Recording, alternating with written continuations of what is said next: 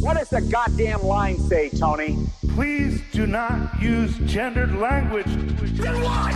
I'll be arrested, put in airport jail? Look, you're going completely sideways, man. It's a big club, and you ain't in it. How dare you? Mr. Speaker, the President of the United States. I'm Chris Hansen with Dave on NBC.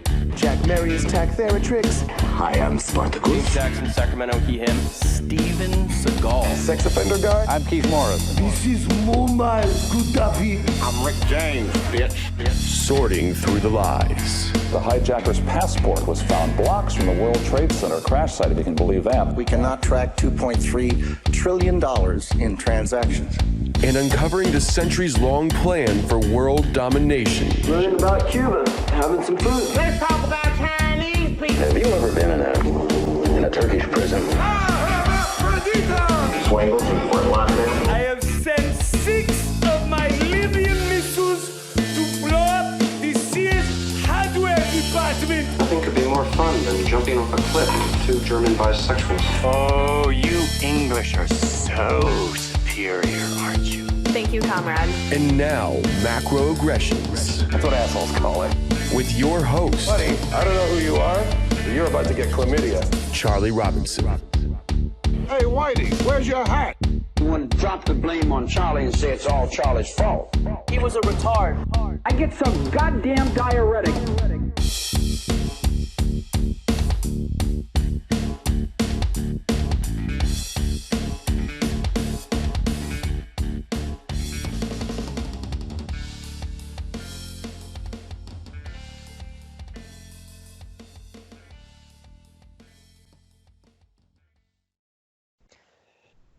Welcome to Macroaggressions. I am your host, Charlie Robinson. If you're watching us on Iconic or you are listening to us wherever podcasts are served, we certainly do appreciate it. We couldn't do the show without the help of our sponsors. Delete Me. The tech giants make a fortune selling your personal information to all sorts of outlets for them to use as they please. Delete Me removes your personal information like your name, address, age, phone number, email address, even photos of your home out of the leading data broker websites. And removing these this sorts of personal information from these data broker sites reduces your online footprint and removes Google search results. So Delete Me has been featured in the Wall Street Journal, New York Times, NPR, CNET, and they have successfully removed over 20 million personal listings from the internet. Delete Me is the most trusted and proven privacy solution available. Check them out by using the link in the description to see how they can help you take back your personal information. And we are also brought to you by Fiverr. If you want to outsource some of this work or just need help specializing on a certain project that you're working on, you've got to check out Fiverr. They have a network of thousands of freelance experts in business, design, programming and tech, digital marketing, music and audio, video and animation, writing and translation, and so much more. If you need somebody to build out a website or help you grow your current business with a digital marketing campaign, you can find thousands of people ready to get to work on your project at a fixed price that you set. So click the link in the description box and put this army of freelancers to work for you.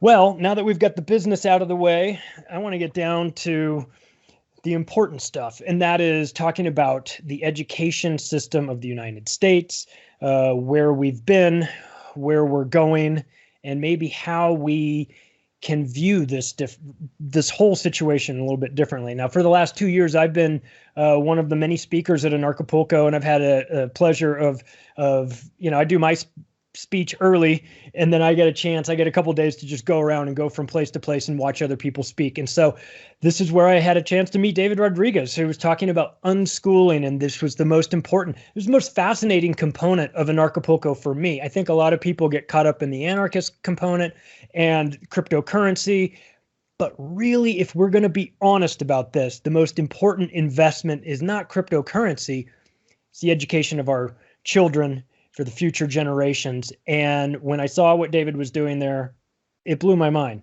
So I had to have him on. So David, welcome to the show. Thanks for coming on. And let's get, actually, before we get into the schooling, I'd like to hear a little bit about your recent experience with Un-American Airlines and what they've done to you with regards to the mask situation.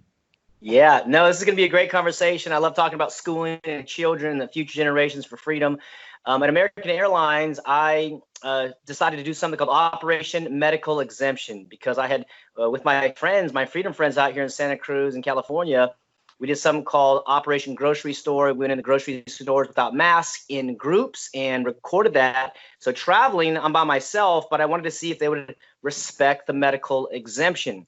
And so I went on to American Airlines the first time. The first flight, they respected it, and we got on, no big deal. And then at the very end of the encounter, she said, you can't video record me, the staff on the plane. I was like, okay, so just kind of clarifying what the rules are, what the policies. Okay, I turned it off. On my next connecting flight, I went through the gate and was about to go on the plane, and there was a lady there standing like kind of, elbows out and saying, you can't record on here. And she said she referred to the previous connecting flight. And I was like, oh, okay, well, and if that's the case, then I didn't even go live yet, so I won't go live, and I'd like to get on the plane and get out of here. And I don't know if she was having a power trip or some type of ego thing, but anyways, she started using aggression against me and saying, come out of the jetway, because I was in the jetway. And by the way, this is all on video on my Facebook page. And so I was like, I recorded because I wanted to get this on video and say, can I record in the jetway? I must have asked her 5 times. She ignored the question, and they took the boarding pass out of my hand, and then they walked me out of the jetway. And I was just being peaceful and compliant. I didn't want to cause a scene. And then all of a sudden, she's like, you go sit down with that guy over there and discuss. I said, well, the plane's leaving right now. I'd like to just be on my way. And I get asking her, why are you kicking me off the plane? And we had multiple videos. She never answered it. So very suspicious, and ended up missing my flight. And thankfully, because a lot of freedom supporters are out there, they donated $5, $10. A few people donated like $100, and I was able to get my ticket back and basically break even. But I think there is a market for freedom, and this masking is not going away until we make it go away. As an attendee at Acapulco, the government has no authority. They just have coercion and force. And so when they use it on peaceful people, that makes them and the agents of their government, of their organization, criminals. And so, I have family members who are teachers and principals and military people. So I know there's good, loving people in the system, but the fundamental, problem is that's based on coercion. It's funded by taxation, which is robbery, which is theft, which is extortion. And so that's what happened. And I came back the next day, and some of the videos went kind of viral, and people started a conversation. I think we have to have this conversation. We are going to talk about that today, about putting these masks and social distancing in schools. This is the greatest concern because it's now affecting innocent, vulnerable children, their minds, their subconscious minds. And I find that unacceptable. So just like you, we're going to keep talking about it and getting the word out there, because we have to make a positive change with our lives, in my opinion. And the children shouldn't be suffering. It should be these criminals who are actually causing harm, who need to be responsible for their actions, and we got to hold them accountable. I totally agree. And I love this. This is, this is just peaceful, disagreement with authority, just, exercising your right. And I've, you and I have interacted with each other before. You're not a jerky guy. You're not somebody that's, you're a decent human being. You ask the questions, you present yourself in a reasonable manner. You're not throwing yourself down on the jetway. You're not acting like a maniac or anything like that. It's interesting though, that they just refuse to give you an answer. I mean, maybe it occurred to them that, maybe my authority is enough. How dare you even, I don't even have to give you an answer for your question. Well, hang on a second. This isn't, us having a disagreement in the parking lot somewhere. I'm a paying customer who probably has my luggage on that flight that you're telling me I can't get on, that I have already paid for. So, this is a huge problem. And like you said, it's not going away. It's funny that would actually lead us into talking about schooling, because these two things theoretically should have nothing to do with one another. But the fact that we're talking about mask compliance for getting on an airplane, we'll see that, of course, moving forward into mask compliance to going to a school and for kids. And like you said, what is the psychological impact of that? let's back up to 100 years ago, before the mask, but something that was even more devious, and it was the creation of this compulsory schooling system that sounds like a good idea when you talk about it in generalities, like, hey, we're going to educate kids and we're going to make them smarter so that they can function in society. And I guess on the surface that sounds like a good idea. However, when I was writing my book, The Octopus of Global Control, I had to dig into the history of schooling. And what I found that was surprising to me was the overt influence of like the Rockefeller Foundation and the Carnegie Foundation, that they were laying out classrooms in a way that mimicked the insides of factories, like straight lines and a bell ringing when the class was over and then a bell ringing when the day was over, to sort of precondition these kids to get them more accepting of, say, life working in a factory forever, for the next 30 or 40 years. So how did this schooling, the compulsory schooling, start in the United States, and where are we now?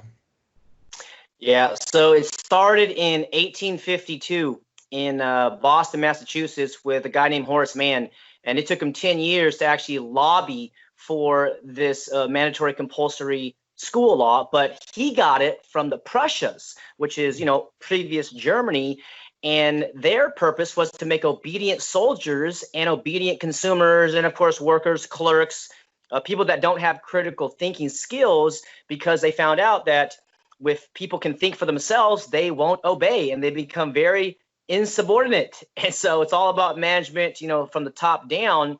And there was a very interesting situation from 1806 where there was a battle of Jena, that's Jena, and the Prussians lost to Napoleon. And so all the leaders and the philosophers got together and they said, man, we lost this battle. Like, why?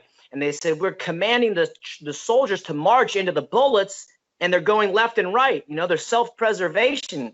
So they said, we got to create a school system that takes away the free will. And here's actually a quote from that conversation from Johann Fichte. This is one of the most diabolical quotes that start the system, because there's been previous attempts to make compulsory school, but this was kind of the real progenitor and the creation, the catalyst. He says this, quote, education should aim at destroying free will, so that after pupils are thus schooled, they will be incapable throughout the rest of their lives of thinking or acting otherwise than as their schoolmasters would have wished. When the technique has been perfected, every government that has been in charge of education for more than one generation will be able to control its subjects securely without the needs of armies or policemen. So this is 1806, and then 1819, Prussia got the mandatory compulsory laws passed in their country. And, because the people want to control other people, the aristocrats and the globalists. And I should even say before that is the kings and the monarchs. Before the constitutional republic, there was a monarchy and the divine right of kings. And why do I get to rule you? Because God made me the king. That's why I get to rule you. And so they evolved to a constitutional republic. And this is why I'm so hopeful in the future for a voluntary world. I think voluntarism or anarchism is the next evolution, individual, personal sovereignty, accountability. So it started then, and then 1852. And over the next 60 years, each state then passed their own mandatory attendance policies. And so everyone listening and watching, you should understand that the crutch and the weak point, the Achilles heel of the whole system, is the state mandates you to put your child in these buildings. I don't know where you're living or listening, but in California, your child is called a truant if they miss up to 3 days or 8 days or whatever the various educational code is. But if you become a truant, they can fine the parents up to $2,000 and they can jail the parents for a year according to the California Educational Code. Now you ask, well, where did they get the authority to do that? They invented it. They made it up. They don't have the authority. Why? Because you have unalienable rights to your life, liberty, and property. They know this over 200 years ago. So this is why we have to rewind and remember really who we are as humans on the earth and why your sacred divine being, especially your child, is in that same preciousness. And so that's why schools are super diabolical, in my opinion, and unacceptable. And I have so much respect and appreciation for John Taylor Gatto for exposing this, decades ago, and basically invest in his life to empower young people, teenagers, and speak truth to parents, to children, so they can chart their own way in life. And as you're starting to see, people are starting to push back, but they think it's a curriculum problem. They think it's a teacher pay problem. But the ultimate truth, in my opinion, is that it's a compulsory problem. It's a coercion problem. And as Gatto taught us, if you make attendance voluntary at school, you will see a completely new system, 5 years, and a drastically transformed system in 10 years. Wow. Yeah, I was unaware of John Taylor Gatto's work until I started the research on the Octopus book. I found him. I started watching, or I guess I was listening to old lectures of his. What a fascinating guy. He kind of reminded me of a little bit like Ron Paul. He was an older gentleman by the time I was listening to him. He was, talking and making sense about some logical ways of looking at the world and talking about education. And it kind of threw me for a loop because it had occurred to me that I'd never really examined our education system. I really didn't give it any sort of the attention that it deserved. I went through it and came out, and I am from California and went through, school in California, high school, college, and all of that. And it never really, I never had I never dug deep enough to even think about how did it all start. I just kind of assumed it was always there, to be honest with you, that schooling had always been there. But And when you first hear compulsory schooling, you think, the average person's going, well, what's wrong with that? I got to take first of all, I got to go to work. So it's great because it's a built-in babysitter for the kids, but they're going to teach them how to read, and they're going to teach them how to write, and they're going to teach them arithmetic, and they're going to need these things as they go out into the world. And I don't know how to do all this stuff, and I'm going to work. And so, so I can understand where parents can justify this, can maybe not give it much thought and justify it in a sense that, whatever the school's there to help us, we'll take what we can get from them. It'll prepare them for, maybe it's not going to make everybody a brain surgeon, but I'll get my kids smart enough and maybe send them off to college, but one of the things that when I realized that the public school system was totally broken, and just a personal example of it was when I was living in Las Vegas. I had a friend who was a second grade teacher at a public school that was on the east side of town, more socioeconomically depressed area. And she had one of those days where the kids are out of school because it's parent-teacher conferences, and then you have conferences scheduled every 30 minutes with the parents from 8 o'clock in the morning all the way till I think 6:30, 7 o'clock at night, just for those parents that had to come after work or whatever. She had 27 or 8 kids in her second grade class. One parent showed up for the teacher-parent conference. And her feeling was, if you don't care about your kids' education, why should I? And I thought, I can't really blame you for that. I mean, it is so, it's, and I understand there's a lot of things at play here. You've got parents that are working 2 jobs and multiple, I get all that. But it just showed that, oh my goodness, parents have checked, in some cases, parents have checked out by the second grade, that their kids are in school. So it didn't seem like it was a sustainable sort of way of conducting school when you have a bunch of parents that no longer care about this. So who was John Taylor Gatto, and how did he figure this out? Because boy, I'll tell you, he just had an easy way of explaining things. I encourage people to just go on YouTube and type in his name and listen to some of his speeches, because, boy, it got a hold of me. I wound up quoting him in my book about 4 or 5 different times. He's an amazing guy. How did you come to understand him and follow his work? So there's an epic 5-hour interview called The Ultimate History Lesson, produced by TragedyandHope.com. The team did a great job. That was, I think, 2011. And they go over his entire career. And so his background, he was a business guy. He was an advertising guy. And, that's where he was going to go make a lot of money. And during his transition out of the advertising business, he was looking for a new job. He had a buddy who was a partner, like a roommate, and said, hey, I'm going to quit being a teacher. And he said, let me use your license, because back then there was no pictures on the license. So he just took the license and became a teacher. And he tells us stories of his first day, being a teacher and trying to help the student and getting pushback from a principal as a substitute teacher, and then getting transferred to a new school and getting pushback from a principal for trying to help the students. And he said, what is going on here? And so that sparked his own curiosity. And as we became friends and business partners, I started to ask him, and I even have it on video, before his final days. And it was like, why did you research this, John? And he said, I had to answer my own questions for myself. What was going on in these schools? And it appeared that somebody had designed the schools to prevent actual learning from happening. Oh. And this includes, bells every 30 to 50 minutes, when concentration is one of the most important things you can allow your child to develop. And this is why video games aren't really problematic. This is why strange hobbies aren't problematic. If okay, they're 10 years old or this age and they're really focused on this game or whatever, well, later on, they can transfer that to a career. They can transfer that to any passion that they have if they're allowed to develop that. So he taught for 30 years in New York City, and he got the State Teacher of the Year award twice. And it was really interesting because he used that platform. This is a very prestigious award, right? Over 50,000 teachers in the state of New York. So he used that platform to go out and tell the world what's really going on in school. And so, the last 10 years of his career, he started getting really curious and digging into the history of the school system.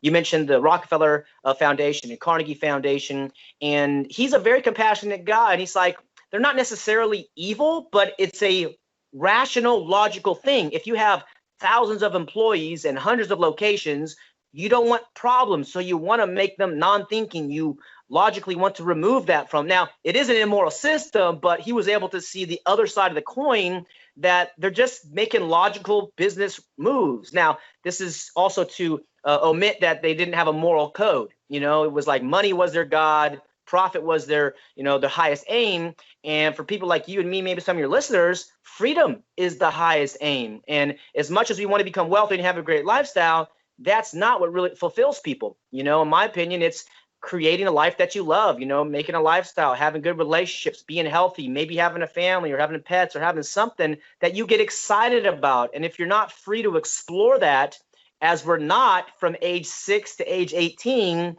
then by the time you're 18 or 19, everybody's like, hey, time to get to work, choose a career, go to college. And you're like, what do you mean? Like, I don't know what to do. And so Goddard was very instructive in saying there's about 50 experiences you have as a child that direct your life and kind of future interests and passions. And so that's why he says experience, exploration, and adventure are more important than algebra. And that's kind of a funny dig at algebra that we're forced to do, when rarely any of us use algebra in our adult life, but we're spend so many hours doing homework, doing tests, thinking that's important, but that's not really the case. So I came across that ultimate history lesson and also some other videos before that, but it was a really well-made film. And I reached out to him and I said, hey, man, I want to help you get your name out there, because I wish everybody knew about what you're talking about right now. And as I mentioned before, some of my family, my mother is a retired school teacher. I have family members who are principals and teachers now. But if you look into the history of it, then you say, well, why is it compulsory? What's going on there? And I just wanted to help promote his name. So I reached out, and he and his wife asked me to help out with some of the projects they're working on. So I did. And now I'm just trying to work on something called the Goddard Project, which I'm really excited about. It's not officially launched yet, but the Goddard Project is an acronym, which means get all the thinkers out, Goddard, of forced schools. And that can mean you can homeschool, you can unschool, you can do democratic schooling, you can do apprenticeshipping, internshipping, agile learning centers, self-directed teen centers. There's so many things you can do, but there's no hope in reforming the system. It's a $700 billion a year system, and there's 50 million children in it in the US, 600 million children worldwide are in a compulsory learning environment, and it just ruins learning.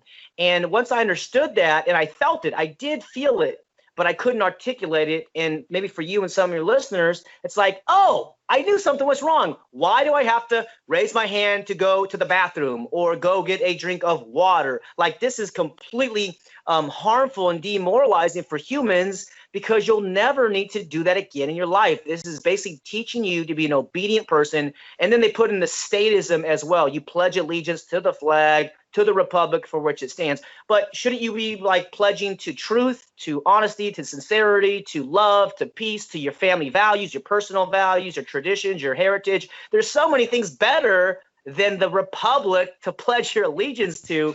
So he dug into it. He wrote the book, Dumbing Us Down, and little by little, people started to catch on. And hopefully now through the internet, we can really expose his life's work. I did publish the first volume of the underground history of American education. We're going to produce two more volumes for a total of 3. And then the dream is to turn it into a film. So I got, my hands full for the next few years, but it's for a good cause. And as you mentioned about the children, if we love freedom and we want to live in a voluntary, peaceful, free world, and we're not focusing on teaching this to children, demonstrating it to young people, I think we're being deceived by ourselves. So it's a difficult conversation, because my parents loved me. I'm sure your parents love you, the people out there, but they went to the public school as well, and their parents went to the public school. So, you assume this is a normal part of life. This is just the way it is.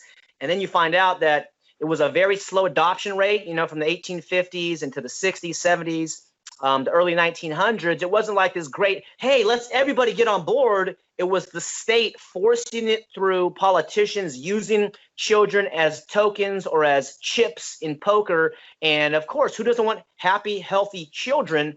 And that really was what was used for political benefit, military benefit, huge corporate benefits. And now it's falling apart. And I'm really hopeful and grateful that we're having many conversations like this about homeschooling, Common Core, and some of these other solutions, because I think it will fall apart, hopefully, in the next 5 to 10 years. Yeah, it's funny because the Rockefeller and Carnegie, where they started things, and you figure, well, it's been 100 years or so, they're out of the picture. But here comes the new industrialist, Bill Gates, right? And he has. There's a funny thing that happens when you've got more money than you can ever spend in your lifetime. You start wanting to buy things that aren't for sale. And the school system seems to be low-hanging fruit for these industrialist maniacs that say, well, I want to shape society into the way that I want it. Now maybe 100 years ago it was for the assembly line and the factory workers.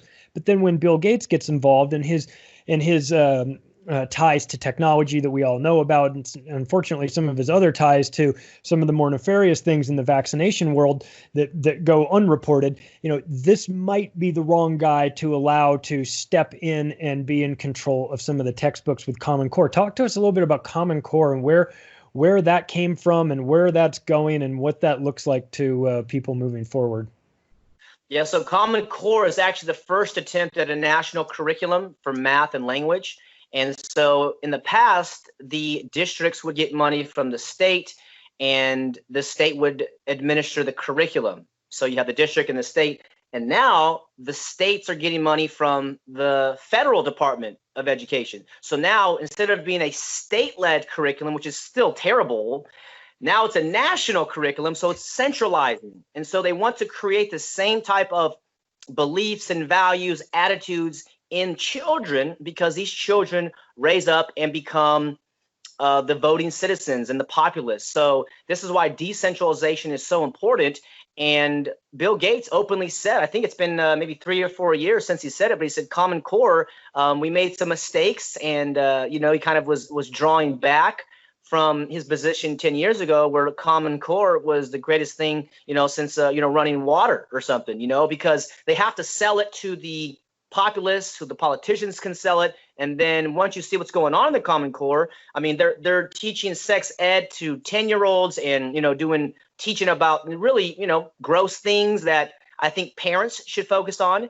I mean, the other side of the coin is, if schools were really about education, they would focus on reading, writing, and arithmetic. That's it. Stop forcing your political agenda and your globalist agenda. That's really what it's about. The United Nations and they're Agenda 21. They do want, it's called a global citizen. So now you got to start thinking globally, when in reality, you look around you at your family, your neighbors, your community, everything's being kind of neglected in the name of the greater good, which kind of ties into the mask thing and COVID-19, and who knows what's coming with these. I think vaccines will be coming for this thing, and then putting it into the schools. So, and even the Common Core math, I mean, some of the stuff is really just hilarious and sad and enraging. Looking at the Common Core math, they're changing it up.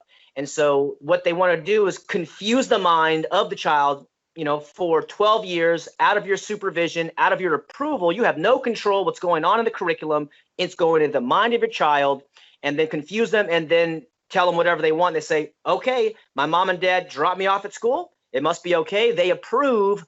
So if they're telling me I should be a global citizen and pay a carbon tax to, you know, prevent climate change, or go on climate change strikes, or social distance and wear masks, my parents drop me here. My parents know where I'm at. This must be approved. And then the kids take the homework back to the parents and say, what's this? And mom would say, I don't know what that is. You know, right. Just do it, because, you know, they can't imagine that the schools would be harming children. And that's really where we're at now. You know, and this is why I love John Gatto, because he calls it a prison, and I call it day prison. And it is child abuse, and it is traumatic and causes really, really bad feelings. And I would say in about 80% of children. And I find about 20% of people who leave the public school actually had a positive experience. So I can't say it's bad for everyone. You know, that's just something you have to decide for yourself on an own individual basis. But my experience is that the majority of people didn't like it, didn't get much value. And the only reason I stayed in there because of the sports. So I think there will be a future market for youth sports outside of school, kind of like maybe youth baseball or these kind of things, but they tied them together. Very strategic. I mean, these guys are very sophisticated, you know, so if you want to play soccer or, you know, basketball, then you have to join the school team. But I would invite some of the adults and visionary parents out there to start your own leagues. Even if you have 2 teams or 3 teams and 8 kids or whatever, stop putting them in the status model, because they're going to learn statism. And if we believe in a voluntary world, we got to teach them voluntary principles, self-ownership, the non-aggression principle. That's 2 great principles to start with. And if you really want to get risky, you can put the self-defense principle in there. I mean, those are 3 fundamental steps. If I would have been taught that at age 10 or 12 or 14, I would have been fully ready. So I think kids are brilliant. You know, Buckminster Fuller said every child's a born genius. The challenge is they get de-genius, trying to please their teachers and please their parents. So believe in the ability of your child, and they are naive and inexperienced, but they have energy. They have an open mind. They are curious. They want to know how the world works. And as adults, we don't have all the answers. We hardly have any answers. There's so many mysteries of life, but we have some things to give them. But when we force it on them with a good heart and a good mind, it's anti-educational. If we allow and kind of facilitate, and this is what I do in my homeschool consulting, is I help parents realize you're not really the teacher. You're more of a guide, a facilitator, a coach, and you are a modeler, you know, so you are kind of a teacher in that way, but you don't have to know all 7 subjects, math, science, language, arts, you know, PE, dance, music. You know, you can use the internet now. You can use libraries. You can use your neighbors and previous people in your relationship, in your life.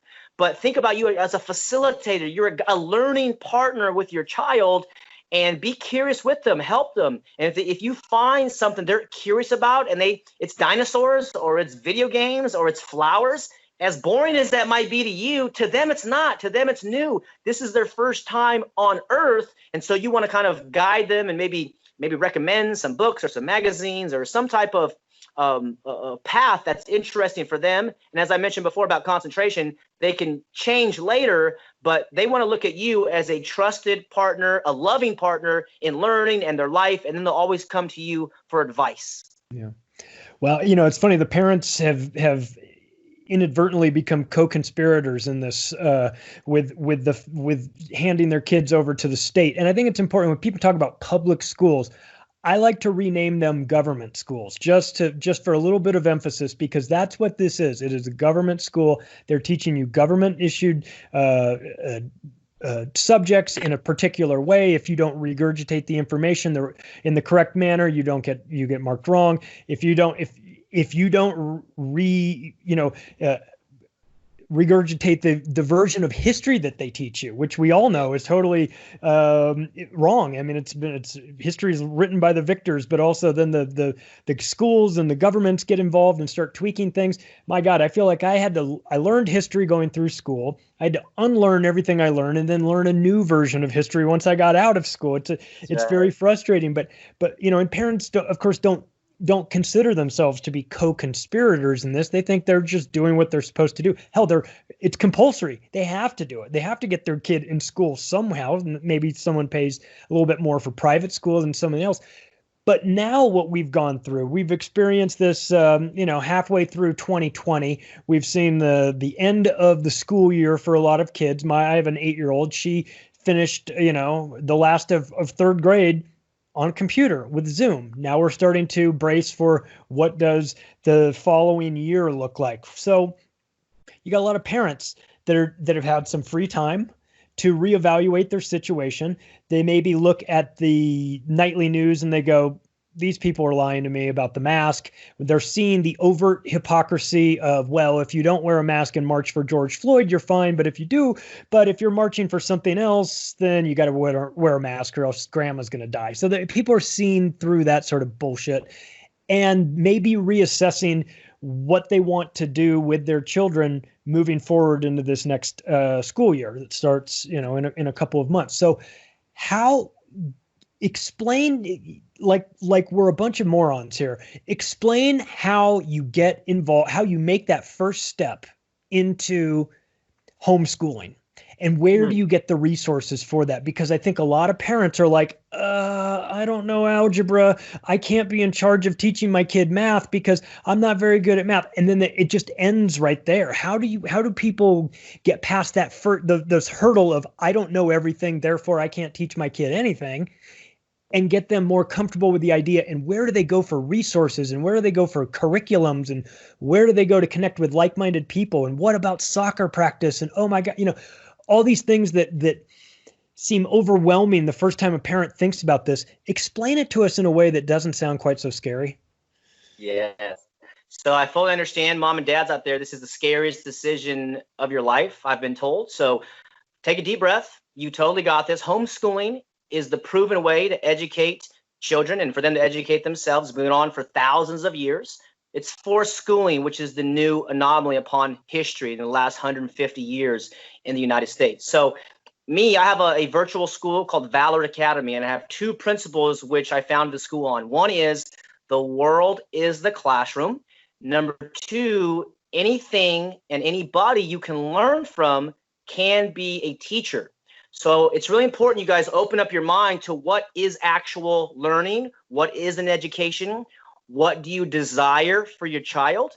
And as we look at some of these questions, I find that parents just want a happy, healthy, and independent child, a child who grows up into a productive human being who has some morality. And that's basically it. They don't really care if they're a superstar athlete or some famous person or a janitor. As long as they're happy, that's what they want.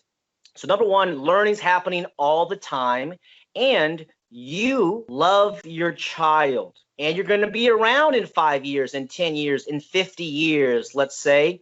These school teachers, God bless their hearts, my mother and family are them, but they're going to be gone in 9 months. Most likely they will never see this teacher again. So you have a vested interest, you love them, your child knows you, and you might not have to teach them algebra. You might not have to do all those things because they will learn from themselves. They can use the internet, they can use the library.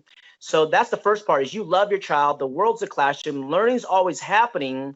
And then if they can begin to define success for themselves, they'll come to you for advice, but not for direct leadership, because you can actually allow a child to direct themselves as young as 8 and 10 and 12 years old, because they're comfortable, they trust you, they trust the advice, a safe environment, right? So let me just give you some of the definitions so you know what we're working with here. There's 5 phases of homeschooling that I teach my clients. Number one is the forced schooling model. Okay, that's default. It's day prison, unhelpful. Try to get your kids out as soon as possible. Number two is deschooling. You mentioned before about deprogramming. Deschooling is effectively allowing the pressure and the stress, all that fabricated emotion to release from the child. Just like when you shake up a bottle of soda, you have to open up the cap to let the pressure out. So when you pull your child to homeschool, you got to give them freedom so they can connect to themselves again, because it's a fake environment in the schools. We talked about the getting permission to go to the bathroom and get water. It's just not normal bells every 30 minutes. So the rule of thumb is for every year your child was in a compulsory learning environment, you want to give them a month of freedom. And this is very scary because they might play video games all day and all week and all month. But give them time and they will actually come down to an equilibrium where you're like, wow, that was my child, before they went to school, that bright lights and the spark. They will come back, but you have to give them time. So it's forced schooling, deschooling. The next one is school at home. And this is what gets conflated with homeschooling. School at home is when the parents remove the child from the school system. Great job. But then they come home and they get the curriculum and say, okay, it's math time, it's 10 a.m., it's language time, 2 p.m., it's science time, it's 6 p.m. Now you basically have school at home. The next phase is homeschooling. And this is where I recommend you start immediately if you can. You got to go through the deschooling phase. But homeschooling is defined by me, the saying, it's when a leader creates an atmosphere where personalized learning can occur.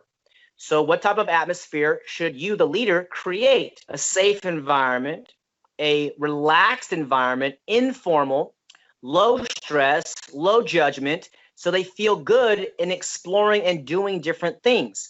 And then the personalized part of it is that this quote from Goddard, when he said, your education should be as unique as your fingerprints. So if you're one amongst 7 billion people on the earth, your education should be just as unique. And it's your child's responsibility to find out who they are, what they enjoy, what they want to spend their life doing, what mission they're going to give themselves. And it's up to you to create that environment where they feel safe to explore these weird things. And this is a side note. Actually, I'll tell let me finish up here and then I'll tell you about the food eating champion and what he said.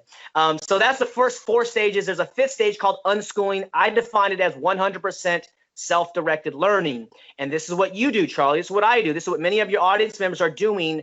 We're not listening and learning to the show or other shows for grades or for some other person. We're doing it out of self-direction. We want to learn this stuff. And it can go for money and business and relationships and health. All those great things we learn to benefits us. So children have that naturally. So ideally, your child, if they're, let's say, under 5 years old, they're already self-directed. So you want to just get out of the way and just allow them to keep self-directing. Of course, they'll fall and stumble and make mistakes. But again, we have to redefine mistakes. Mistakes aren't bad. Failure isn't bad. Those are teachers. And if you fall and scrape your head like I did when I was 3, you learn. Or you break your ankle or arm or whatever happens, you lose your bike in the lake. Wow, that was not fun. I don't want to do that again. So that's a lesson. Mistakes are actually very educational. So those are the 5 stages I kind of guide my clients through. And then the food eating champion, I just saw this 2 days ago. He is a world famous food eater. He's a Japanese guy. I think it's Kobayashi. Yeah. Anyways, they were interviewing him and he said, so tell me about your upbringing. He said, I failed at tests. I failed at school. I didn't do my homework. But my father said, son, whatever you do, just become the best. And the kid said, when his father told him that, he cried because he said, my father loves me and, he's interested in food and these kind of things. And he became a food champion, very successful guy. And then they interview the father and the father said the same thing. He said, I told my son, don't worry about anything. Just whatever you do, whatever you love, just try to become the best. And that's one of the best pieces of wisdom that I've heard from a parent, but it's actually what a lot of parents tell their kids. If you want to become a janitor, become the best janitor you can, because most important is that you're happy. Maybe you find value in cleaning buildings, or maybe you find value in eating 50 hot dogs in 7 minutes. That's not something that I find interesting, but that's something that you, my son, my daughter are interested in. So you want to do that. And that is actually a success principle. Whatever career you get into, try to become your best. And you can start comparing yourself to other people and get distracted, but if you do your best, then there's nothing else you can require of yourself. So those are some of the phases. And I think if you understand that homeschooling has been around for a long time, forever effectively, and that forced schooling is really harmful to children, what I tell clients is that even if you completely fail as a homeschooler, I believe you're going to be much better off than if they're very successful in the government schools. And that's just because I believe each child wants to become their fully expressed potential of who they are as a human. And like the government school teaches us to be obedient and to lose our voice. And this is just in the last 5 years or so, I've been involved with the Narcapoco. Each month, each year, I become more connected with myself and more courageous to speak my truth, because it was always there, but it was buried in my heart, buried in my soul. And it's scary because you lose relationships, you upset family members. But at the end of the day, we got one person to satisfy and fulfill, and that's the woman and the man in the mirror. So I started to get connected with that guy and started pursuing happiness for him and serving other people, living a moral life as best as I can. And so if parents can get that idea that love is really the lesson and that the world is the classroom and you're going to be around, you want to have a happy life with them, the teachers aren't going to be around. It's really up to you guys to make that big leap. And then the good news is after about 2 years, you got it. It's very easy. I would say the first 6 months are kind of difficult. The first 3 months are kind of difficult, but you're basically just going through your own programming of what an education is. And how I define education is what you do to yourself to create a good life. And this is the higher question of what is a good life? Well, that's the question you got to ask for yourself, as I do, as humans do.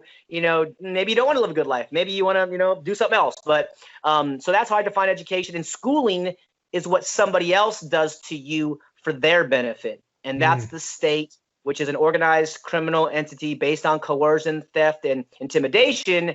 And my assumption is that probably your listeners aren't these people. This is a small group of people who've been indoctrinated with the statist belief.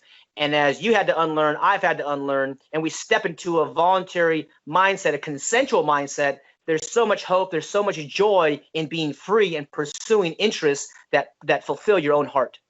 Yeah, and there's a stigma or an assumption that a lot of parents make, or a lot of kids make too, about other kids that are homeschooled, that they're socially retarded, or that they're weird, or that there's some, that's those people, they're homeschooled. Well, my business partner is a guy who was homeschooled, and got him ready for, he wound up going to college, getting a degree.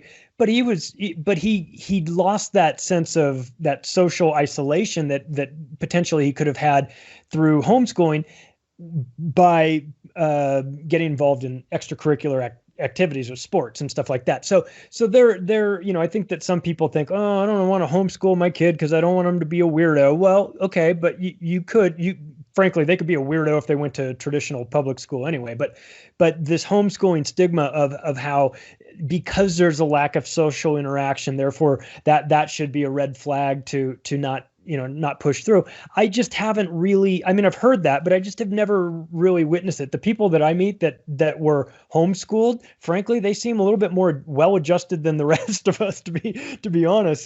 There's something about that. But, there's been a push and an interest, a growing interest in homeschooling as we start to see things like, classroom statistics for the United States dropping like crazy as they're rising in other parts of the world. School, the school shooting things, the bullying, the school teachers being underpaid and checked out, and schools themselves dilapidated and falling down. So there's been sort of a progression away from loving these schools and getting towards more of like an independent form of learning.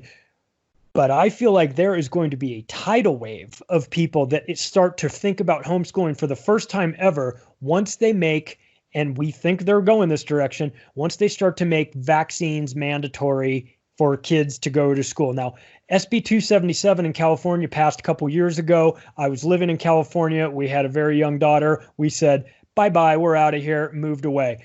But with an understanding that we can run, but we can't hide, because that is going to, of course, be implemented all over the place.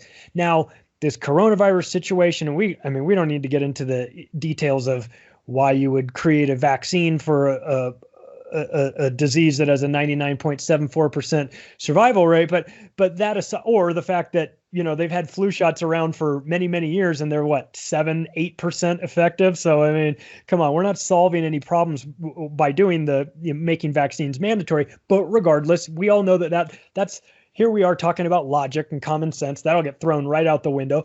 They'll just make it fully mandatory that you do this. And this might be the one thing that pushes a lot of parents where they say, okay, I'm done. I'm not participating in this. You want to put an experimental vaccine in my beautiful child that isn't sick and the median average age of death is 80? It doesn't add up. I'm not doing it. Then those people are going to try to decide, where are we going? How are we going to get into this? So I feel like what you're doing, through Valor and through all the projects that you've got going on, this Goddard, I mean, you might wind up timing this just about perfectly, because you're going to be on the forefront of pushing this new way of looking at education. At the same time, a lot of people just decide, I'm checking out, I'm not doing this anymore. So what do you think? Do you think that this is the direction we're heading with the vaccines? Yeah, I think one of the silver linings, Charlie, is that's pushing a lot of families to homeschool. So I do think the forced vaccine is coming. I think I've seen some schools already enforcing social distancing, mask type preparations and warnings. You have to stay 6 feet away. And I think I saw a picture from the Thailand school. They literally had the little hats on with the little I saw that too. Noodles. Yeah, and it's just like, this is psychological programming and it's unacceptable. So I think there is some silver lining there. And yeah, it's going to be helpful for me. I really have to step my game up to be able to provide service and value for these people out there. But with 50 million children out there, there's going to be a lot of people that are stuck and, cannot find the courage to remove their child from the school system. So I think homeschool co-ops are going to become very interesting. I think hopefully the libraries are open. I haven't really looked here in San Jose if they're open yet, but maybe you got to start developing a private library, and collecting books for, private purposes. But it's really going to take mom and dad to awaken to their greatness, to their potential, and the ability of their child. This is a very important person in your life, as you know, but you have 18 or 20 years and then they grow wings and they leave. So if you do have to downsize your house, you do have to move I think that's a really good move. It might be uncomfortable, it might be scary, but what are you going to do when someone's going to inject chemicals into your child when they mandate your child be there? It's like they mandate them to be there. They're going to inject the chemicals in the child that is ineffective. I've not seen any evidence of a global pandemic. I've looked in the hospitals. I have friends who work in hospitals, directors, and they don't see anything. And they're actually telling me some really nefarious things for the money, $13,000 these hospitals are getting with the ventilators as well. So it's really good that the parents are going to homeschool, but I feel bad for the parents who are going to be afraid of maybe social peer pressure or whatever programming that they have. Again, talking about, well, I'm not a good teacher. Well, we just expressed some of the solutions for that, but it really has to go with what is more important, my own comfort as a parent or the mind and the health of my child's education or their heart or their own self-esteem. All these things add up to affecting the child. And if mom and dad can get together with other neighbors, and this is where it gets really hopeful, is it doesn't take 50 people. It takes maybe you and 2 or 3 of your friends, parents out there, you get together, go have a barbecue. We've been having barbecues on the beaches and gatherings because first we have to talk about it. Before we find a solution, we got to find other people who are aligned with what we're talking about and say, yeah, I'm concerned about social distancing at schools. I'm concerned about the vaccines. Yeah. Okay, now what can we do? Well, it's been going on for thousands of years, so you can definitely do it. You just got to work out a schedule, work out some of the curriculums, and even the word curriculum. I mean, I'm kind of on a mission to kind of redefine these things because the current definitions are not helpful and they scare parents and they think a curriculum is something you buy from the store and then you go take home and your child has to memorize it. Okay, now that's falling into step 3. That's school at home. Curriculum, the core of curriculum means a path or a course. So if your child is unique among 7 billion children and people on the planet, then it's up to them to chart their own path, to make their own course. You're there for 18, 20 years, really helping them with shelter, food, and support. But at some point, they're going to leave, and now it's up to them. So you want to give them some muscles, and this is why we focus on self-expression. So public speaking, writing, these are really important things that, if your child finds some interest in dinosaurs, then have them tell you about dinosaurs. So I have 20 curriculums I've created in my free homeschool group. For now, it's free. It's called Homeschool Leader on Facebook. And one of them is called the presentation curriculum. And that's a curriculum when your child comes up to you and their eyes are as big as baseballs and they're like, I want to tell you about this, but maybe you're cooking, maybe you're watching a movie, you're reading, you're in deep conversation, but you see that fire, you see that light inside of them. Turn to them for 2 minutes and say, yes, tell me all about dinosaurs. And you let them just flow the dinosaurs they're learning at the television or whatever. And they say, wow, that's very interesting. That's really, I'm so glad you told me that. I got to get back to work here. I got to get back to cooking, but let's talk more about that. So you want to provide that space where when they want to come talk to dad or mom, they know mom and dad care about me. I can tell them about this. The worms or the flowers or the hammers or whatever this, adults find, these things to be boring, but children, it's like, wow, the bullfrogs or something, the fish, right. And they just love it. So if they can get comfortable speaking to you and other adults, they're now developing the most valuable skill in the world, as you know, is public speaking.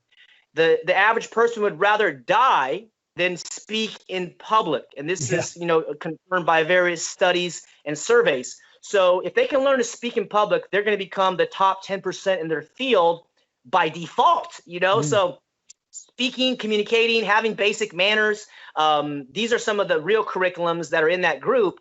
But you just want to have a good idea of, you have to redefine these things. What is success? One of the best definitions of success I got from John Wooden, the coach at UCLA, the great, the legend. He said success is peace of mind, which is a direct result of self-satisfaction, knowing you made the effort to become your best. And here we are talking about becoming the best again, and he calls it peace of mind. So if that's the definition of success, which I think is really powerful. Also, you have Earl Nightingale. He said success is progress towards a worthy goal. So what's a worthy goal? Well, your child, they're smart. Maybe they should set their own goals, and then they make progress towards it. And then that's success. That's happiness. And as many of your listeners know, we change careers multiple times as adults. So we can change the goal. But success is moving towards that. It's not winning the lottery. It's not having a $10 million. That's a good financial thing to have. But we want to be fulfilled. We want to wake up excited. We want to go to bed eager for tomorrow. We want to have love. We want to have health. These are some of the things that schools don't teach us, because that's not what they want us to be. They want us to be those cogs, give us the vaccines, give us the chip, give us whatever monitoring and whatever thing. Just let me go to the bathroom, or let me have some free food, when I really desire a free world, for my kids and grandkids. And I call it intergenerational freedom.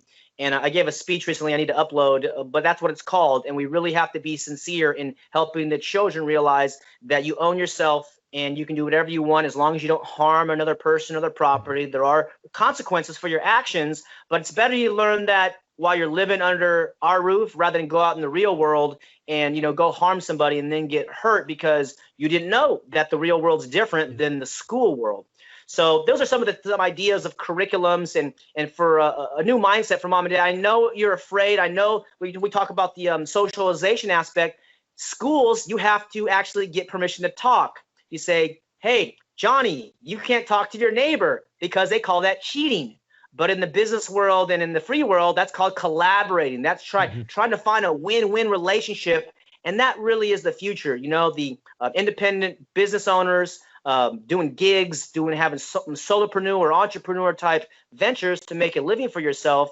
And this is why I love Gatto. He said, you either write your own script in life or you become an unwitting actor in the script of someone else's. So if your child can learn that at a young age and begin to see the arc of a life, like we're born, we're kids, we're teenagers, we're adults, and then old people, and then we're in the grave. This is a cycle of life that we're all on. And I thought I was going to live forever until I was like 23 or 24. And I said, wow, I'm getting old. This is strange. I never thought I would. It's because they don't talk about these things in the schools, but at home, you can talk about it. You can go to let's say, funerals of family members, walk through the cemetery. Death doesn't have to be a scary thing. Put the spiritual beliefs aside and just say, this is just a matter of life and death, So we are going to be 6 feet under in 100 years, and let's hope we can make a difference with our life, but it doesn't have to be scary. It can be a learning tool, and there's so many curriculums that are available, and I hope that parents look at it as a course and a path rather than a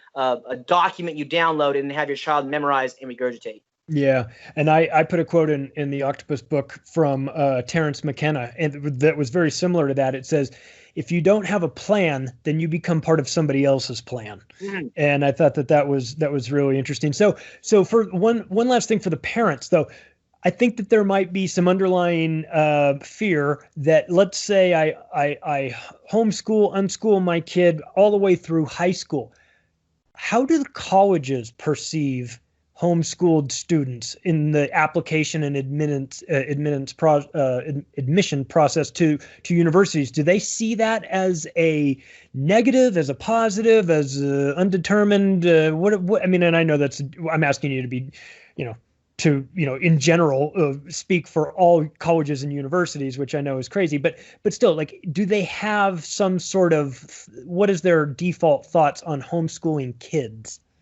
Yep. Well, recently, and it's been known for about 20 years, but recently they've actually come out and publicly said they prefer and like homeschoolers. And the reason is that if you accept a homeschooler to your school, they want to be there. Many freshmen in college, they're there because mom and dad tell them to be there, and then they don't finish. Mm-hmm. So they really like homeschoolers. Number one, because many of them are younger. So they might come in age 14, age 16, eager to study and learn. And then most likely they're going to finish that course of curriculum. And a lot of times, because they still have the love of learning and they want to make the world a better place, these homeschoolers become famous scientists. And one of them is called Francis Collins. And he's in the National Health Institute now, but he did some great things with the Human Genome Project. He was a homeschooler. So, I mean, there's many homeschoolers out there. So they like homeschoolers because the colleges are a business. And would you rather have 1 year of tuition or 4 years of tuition? Like, there's a business side, there's a commitment side, and then there's an achievement side. So if you are the admissions director at these colleges and you see, someone who's, let's say, 18, typical, high school graduate, versus someone who's 15, homeschooled, and let's say they both say our declared major is architecture. Mm-hmm. And what did the 18-year-old do? They just wrote that on a piece of paper. But what did the homeschooler do? Well, this is also what I help parents do, is kind of make a portfolio of success and help them go volunteer for architects, make relationships with architects, try to create apprenticeship with architects. That way, when you submit the application, they look at it and say, wow, this 15-year-old doesn't just want to be an architect. He's volunteered with this guy and made a little house with this guy, or he's actually doing it. So again, the probability of success at that individual is very high. And then here's kind of the kicker, is that let's say this 15-year-old gets accepted, they become an architect, and they graduate at age 19 or 20. They go off and they do great things in the architecture world. They're going to be asked, wow, did you go to college? Yes, I went to ABC University. Wow, that's a great architectural university. But in reality, it was mom and dad, you visionary parents out there, who saw their interest in architecture at age 10 and slowly kind of facilitated and guided and helped them find these architects. And then they got to volunteer one day or 1 week or something. And so it was mom and dad who made the foundation of success, but the universities get to take the credit on paper. So they like that, and also if they become really wealthy, it's possible these homeschoolers will donate, some money to the school. So it's a very strategic approach. The admissions process is very scientific, I would say. They know what they're looking for. And homeschoolers do really well because they have commitment, they have determination, and a lot of times they still have that enthusiasm and that desire to learn and make the world a better place. And I think every college and university wants that in their student body. For sure. I went to USC. They got the wrong guy in me because they treated me so poorly while I was there that when I got done, I got a phone call right after I graduated, and the guy says, "I'm from the alumni department. I want to see if you're interested in contributing." And I said, "You can take me off your list forever. I will never give you a penny because I was on financial aid and you made me jump through every hoop there was, and you guys were so disingenuous to me that I never forgot that." So I had a much different experience with my university, and but on the flip side is I went to this little tiny boarding school for high school, loved it, great experience, had a very different relationship with education from that. And I, mistakenly just expected that would translate at a much larger university. It was not the case. I feel like if I had to go back and look, go through my schooling all over again, I would do a lot of things differently. I was in good situations, but boy, I would change some things.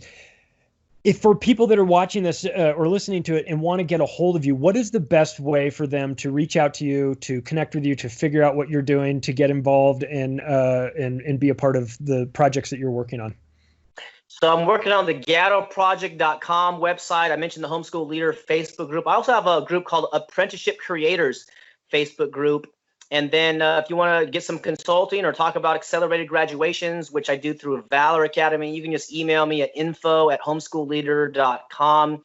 Those are some of the areas that I'm working on. But I think the Goddard Project is really going to turn into something where I include the homeschooling trainings, the apprenticeship trainings, even some of the college admissions. I'm trying to make it really easy for parents to walk over the bridge, because once I discovered that it's very fearful, frightening, and scary to remove your child and take on the educational responsibilities of your child, I want to make it really digestible and easy to understand. So I think GoddardProject.com will probably be up sooner than later. But those current groups I mentioned are active. Feel free to join me on Facebook. I'm on Instagram at the David James Rodriguez. And those are some of the places you can find me. Reach out and help starting the conversation. I think if you want to have an event locally, you can inquire and I can share with you some of the ideas and fees if you want to have me come and do a training. I've done trainings, across the country. I spoke in China and various places because they're looking for some tools, not the complicated, scientific jargon, but like real practical stuff. And I was raised in a small town. I have the basic, I want to connect with humans at the human level. So I want to make it simple. And Goddard did a great job of inspiring us all to see the school system as it is. And we can break it down so they can, have courage to remove their child and have some tools so they can facilitate that environment and empower them to become a self-directed learner. Well, John Taylor Goddard did a great job of waking me up to the reality of this school system. And I'm really glad to connect with you because you're taking his work and moving it to the next step. And I mean, a case can be made that we have never been in need of this more than we are right now at this time. David Rodriguez, you're the best. Thank you so much. We'll talk to you soon. Absolutely, Charlie. Thanks for your good work, man. Keep up the great podcast. I can't wait to see about your future success. Maybe see you at a Narcopoco or other freedom events in the future. I think we are going to build a voluntary world. It's going to be people like you and your audience. So thank you all for supporting Charlie and myself in these awesome adventures. Thanks so much.